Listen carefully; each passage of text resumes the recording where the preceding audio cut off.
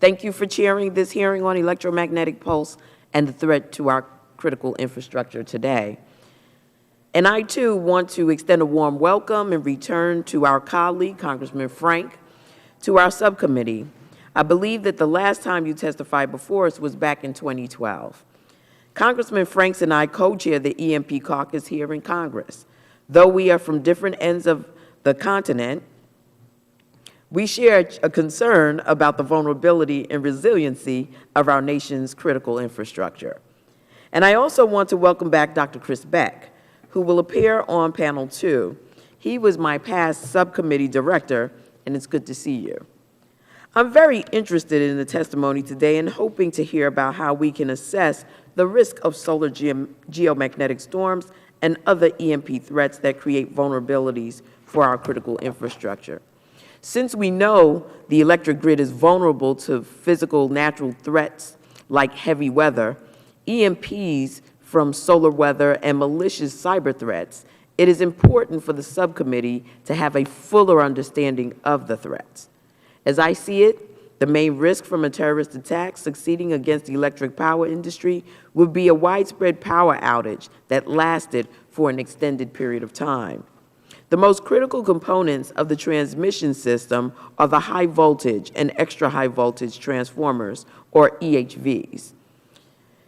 But we must not forget that other major components of the electric transmission system that are vulnerable to terrorist attack: the transmission lines, transmission towers, and control centers. Utilities rarely experience loss of an individual EHV transformer, but recovery from such a loss takes months, especially if no spare is available. Conversely, utilities regularly experience damage to transmission towers and substations due to weather and malicious activities and are able to recover from this damage fairly rapidly. Experts generally agree that a failure, for whatever reason, involving several key EHV transformers could cause blackouts lasting weeks and deteriorated service for an area that could last months, and that the economic consequences of such an attack would likely be large. We also know that public-private partnerships are the keystone to solving this challenge, especially because the large majority of our electric grid is privately held by investor-owned utilities, or they are part of the Rural Electric Cooperatives Network, utilities owned by their member customers in 47 states, or the public power municipal utilities. The Electric Power Research Institute, or EPRI, an industry-funded energy research consortium, is also addressing high-voltage transformer vulnerabilities, and in cooperation with the North American Electric Reliability Corporation, EPRI has been developing conceptual designs for recovery transformers, which would enable rapid temporary replacement of damaged high-voltage transformers. High voltage and extra high voltage transformers are very large, extremely difficult to transport, and until 2009, primarily manufactured overseas, complicating rapid recovery and restoration efforts. The Department of Homeland Security has a variety of efforts for EMP and all hazards risks, including research on technologies to improve resiliency in the electric grid corridor. The DHS Science and Technology Directorate has co-sponsored with private utilities an exercise in a fast turnaround transformer replacement project. This effort is known as the Recovery Transformer Project, or REC-X, and it hopes to increase the resiliency of the transmission power grid through the use of more mobile and modular transformers.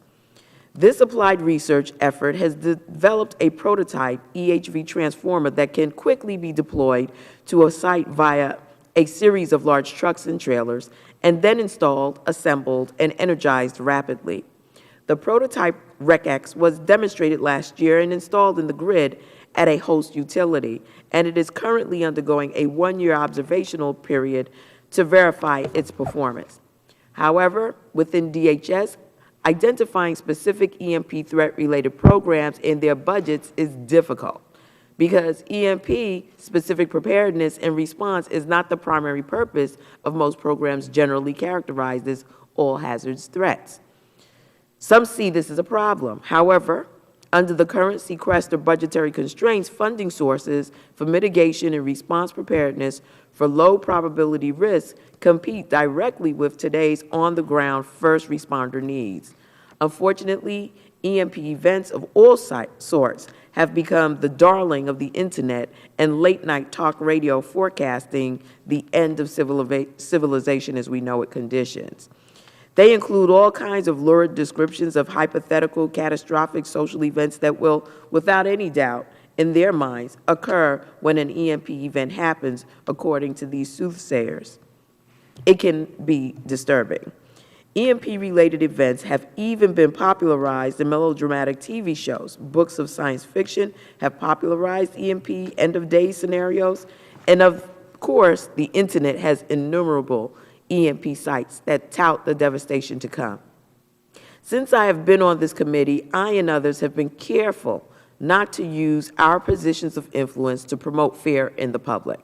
While the threat of an EMP event is real, I believe we need to use scientific, risk-based, and frankly common-sense plans and exercises to give us a clearer picture of how to prevent and respond in the event of an EMP incident.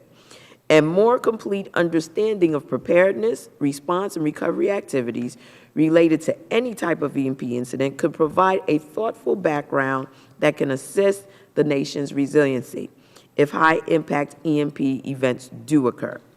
I look forward to the testimony today, and I yield back the balance of my time.